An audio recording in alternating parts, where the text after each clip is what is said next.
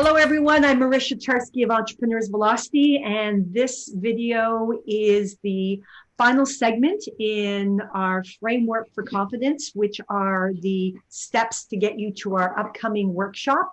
And I have Cindy Warner Beck, Cindy, joining us again today to talk about the important aspects of cash runways.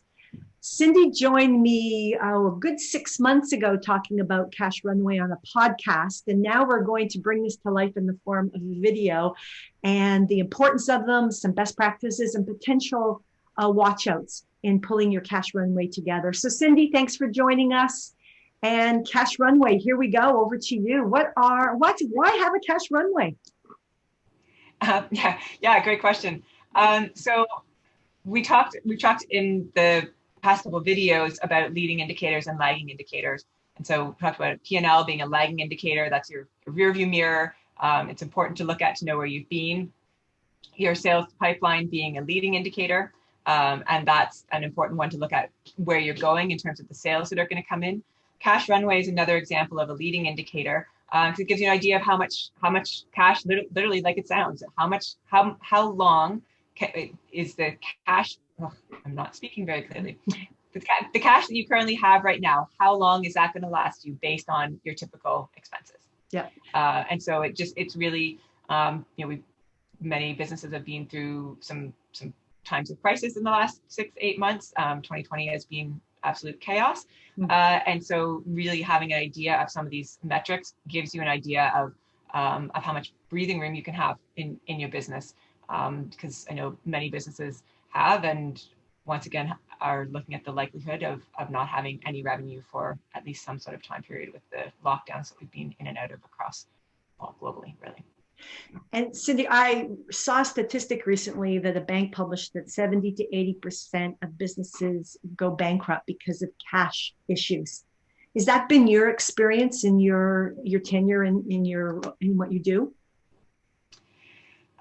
Yeah, I mean, I can't comment on the numbers specifically, but yeah, I mean, great ideas are great products are great, but if you don't have the cash to support your business, that's really where you get into problems. You need cash to, if you're selling products, you need cash to be able to make the product, to have it to be able to sell.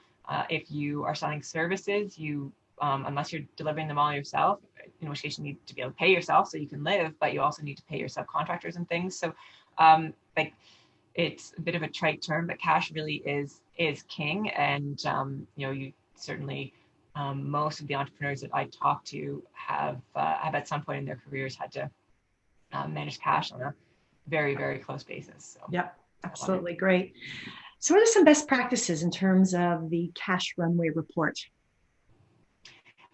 So what you want to do in your cash runway is just really make sure you understand your expenses. So this really builds on our conversation on the P&L. So what are your monthly expenses? What's your payroll? Whether it's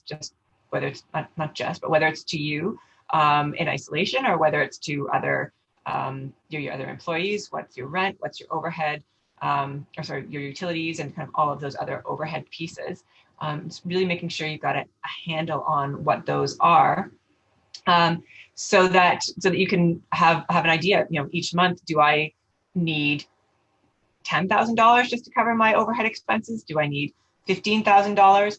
And then, because then you can use that to make some decisions. I mean, ultimately, the cash runway calculation is pretty simple. You literally take the cash balance you have today, and divide it by your monthly expenses. So if you've got $50,000 in the bank today and you've got $10,000 of monthly expenses, you can survive for 5 months without earning $1 of revenue.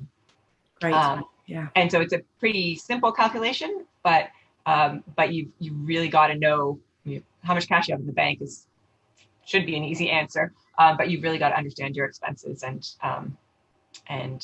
know what those are. Right. And in terms of, are there some pitfalls or bad habits that you've seen clients perform in their cash runway, or maybe just a small misunderstanding of how it's used versus, say, a P&L? Yeah, so I guess probably the biggest one is cash runway can be most useful if you think about it in terms of how long can you survive with very little coming in. So you can do it as sort of a really basic calculation, because it can start to get a bit more complex if you've got things coming in.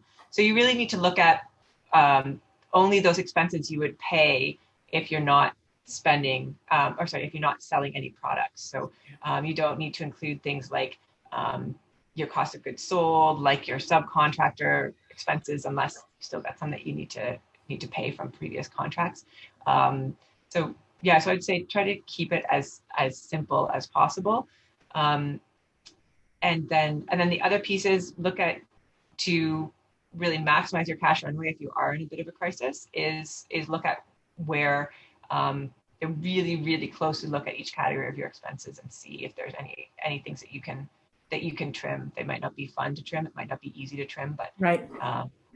Usually when you get to the point of looking at cash runway, you're usually talking about kind of getting into a survival mode.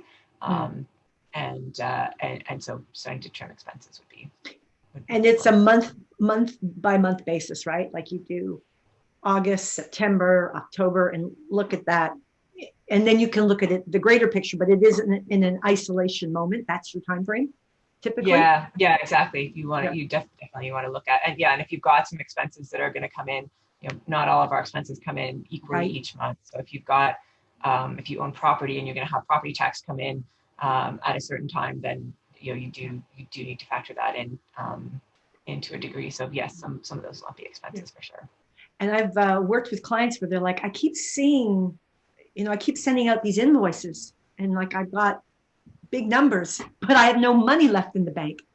That's probably a good hint. You need to zero in on your cash runway, right, to understand what's going on. Yeah, absolutely. Well, I mean, the other side of that is actually making sure your clients are paying. I mean, I talk to clients sometimes who are like, well, I asked them last week to pay and I don't really want to bug them again. But yeah, like I did my work 45 days ago for them. Like, really standard terms would be a client should pay you within 30 days. And once you hit that 30 days, they're overdue. Bug them. Yeah, absolutely.